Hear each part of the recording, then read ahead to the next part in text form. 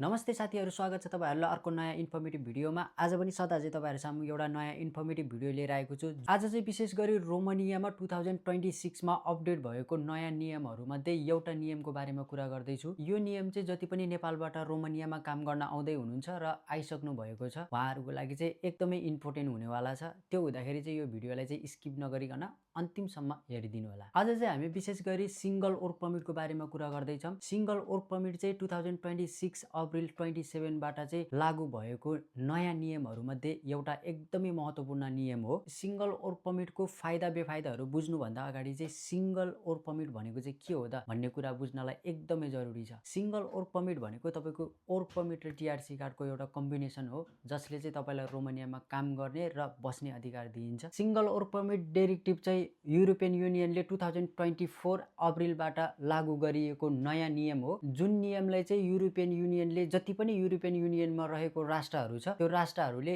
2026 मे 21 सम्म चाहिँ लागू गर्नुपर्छ भनेर चाहिँ आदेश दिएको थियो। त्यो आदेशलाई चाहिँ रोमानियाले पनि सम्बोधन गरेर आफ्नो संसदमा यही 2026 अप्रिल 27 मा चाहिँ अनुमोदन गरिएको छ, जुन कुरा चाहिँ एकदमै फाइदाजनक रहेको छ हामी विदेशी कामदारहरूको लागि।